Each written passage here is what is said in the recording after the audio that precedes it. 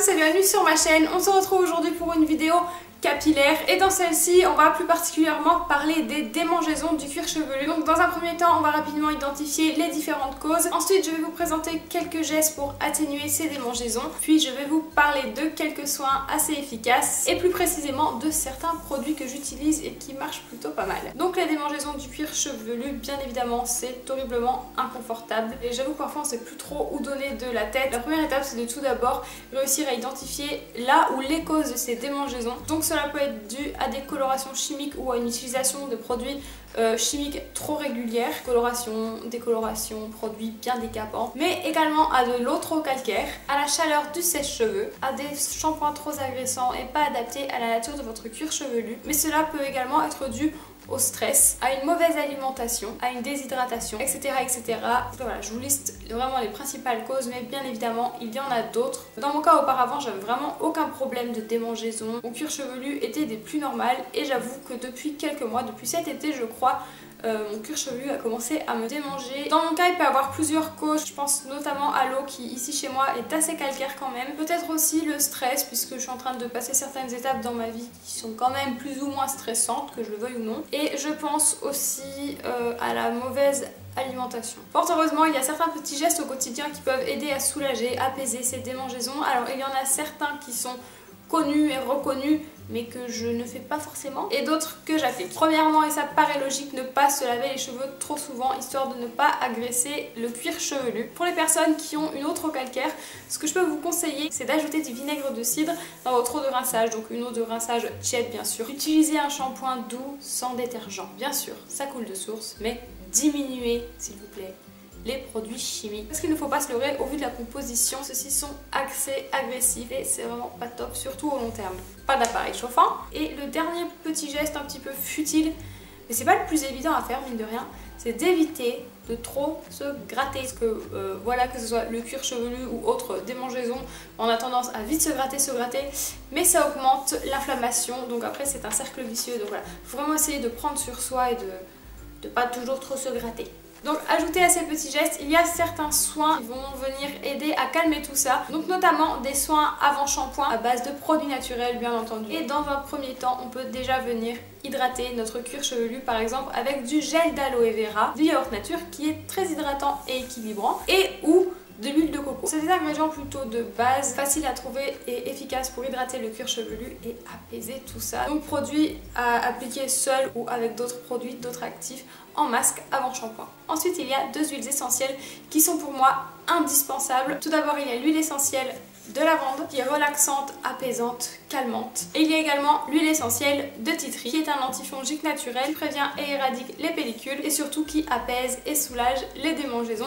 Donc ce que je fais c'est que j'alterne un petit peu entre les deux. Soit j'en dilue une goutte ou deux dans mon shampoing que je laisse agir 1 ou 2 minutes, ensuite je le rince, ou soit je le mets dans mes masques avant shampoing ou d'autres soins aux poudres par exemple, et c'est vrai que l'action apaisante, calmante est bel et bien là. Les huiles essentielles, je leur fais une confiance absolue. Par contre attention avec celle-ci, notamment si vous êtes enceinte ou si vous êtes allaitante, et toujours faire un petit test d'allergie au creux du poignet ou au creux du coude au préalable. Alors bien sûr je ne pouvais pas faire cette vidéo sans vous mentionner quelques poudres aussi indispensables dans mes routines capillaires. Je pense que vous devez le savoir à force. J'aime beaucoup parce qu'elles sont multifonctions, elles ont plusieurs propriétés autant pour le cuir chevelu, les cheveux que la peau.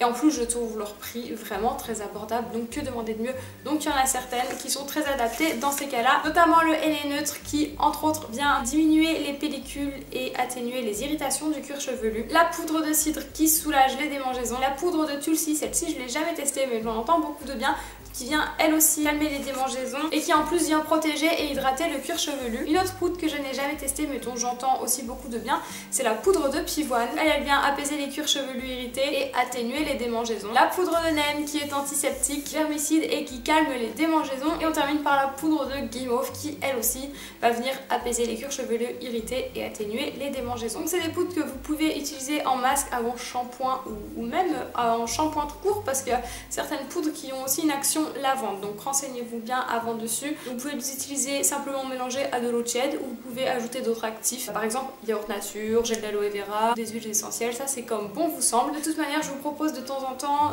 des recettes à base de poudre sur ma chaîne. Donc dernièrement, je vous en ai proposé une. Je ne sais même plus à quoi, au N neutre, il me semble. Et là, prochainement, je vais vous en publier une spéciale anti-démangeaison. Et pour finir, je vais vous parler de certains shampoings, certaines lotions que j'utilise contre les démangeaisons. Tout d'abord, un shampoing que j'aimais beaucoup mais que j'ai terminé il y a peu, c'est le shampoing traitant de Propolia qui était vraiment hyper efficace. Il me soulageait immédiatement les irritations et les démangeaisons et il laissait mes cheveux doux et légers, brillants, enfin bref. Une vraie petite merveille ce shampoing, je l'ai malheureusement terminé, mais du coup, j'ai celui de Pachamamaï, donc c'est un shampoing solide, c'est le Notox, donc pour les cheveux à problème. La boîte est toute humide puisque je l'utilise, donc je l'ai récupéré dans ma douche, donc voici à quoi il ressemble. Bon, j'avoue qu'il n'est pas super joli, enfin c'est la couleur qui n'est pas forcément attrayante. Et son odeur non plus, là pour le coup, j'aime bien les odeurs de bio en général, mais là ça sent vraiment mauvais quoi, vraiment. C'est un shampoing équilibrant, idéal pour les cheveux à problème ou stressés. Le basilic sacré, herbe mère de l'Ayurveda, aide à lutter contre l'excès de sébum, les pellicules et les démangeaisons. Dès la première utilisation, j'ai vu les résultats, j'ai ressenti les bienfaits, mon cuir chevelu est tout de suite plus confortable et j'ai beaucoup moins envie de me gratter, voire pas du tout le premier jour. Après forcément les jours d'après, les démangeaisons commencent à revenir petit à petit mais ça les calme quand même vraiment pas mal. Ensuite j'ai deux lotions déjà toutes faites avec lesquelles j'alterne que j'aime beaucoup en ce moment. Le soin chevelure aux 18 herbes de la marque Lauren Caddy, je vous en avais fait une revue sur le blog. C'est une huile ayurvédique restructurante et réparatrice. Et donc entre autres elle apporte une sensation de fraîcheur au cuir chevelu, c'est super agréable et ça détend vraiment. Elle vient aussi l'apaiser et calmer les irritations, donc je l'aime beaucoup pour ça. Par contre son odeur est assez forte et surtout attention, elle a tendance à tacher et à colorer le linge, les t-shirts, les draps et tout. Je sais que la première fois que je l'ai utilisé, j'ai dormi toute la nuit avec. Le lendemain mon oreiller était bleu. Donc voilà, si jamais mettez une serviette, enfin protégez bien votre linge avant. Après ça part au nettoyage, mais bon voilà. Autre lotion déjà toute faite, il s'agit du bain fleuri, donc des délices d'Alzilis, donc huile nourrissante, cuir chevelu sec, irrité et chute de cheveux, lâcher prise et relaxation. Je l'applique aussi avant certains de mes shampoings en masque, uniquement sur mes racines et mon cuir chevelu. Ça détend, ça relaxe, c'est vrai. Les odeurs sont très très douces et pas fraîches pour le coup. Je saurais même pas vous décrire les odeurs. Ils disent que c'est une odeur fleurie mais pas du tout.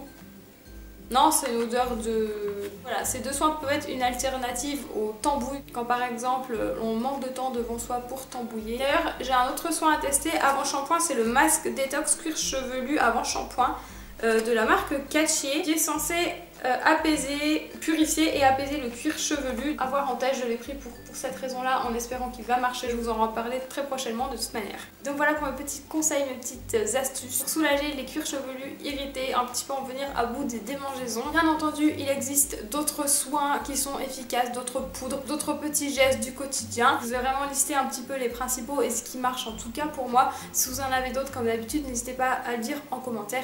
Et comme toujours, si cette vidéo vous a plu, n'hésitez pas à mettre un petit pouce vers le haut et à la partager. Et sur ce, je vous laisse tranquille et on se retrouve très bientôt dans une prochaine vidéo. Bye! Bonjour à tous et bienvenue sur ma chaîne. Aujourd'hui, je vous retrouve pour vous présenter enfin le contenu de la box évidence du mois d'octobre. Donc oui, mille excuses, je suis carrément en retard, j'en suis désolée. Comme tous les mois, elle se présente de la même manière, c'est assez sobre. À l'intérieur, on retrouve notre petit flyer qui présente donc le menu et le thème de la box.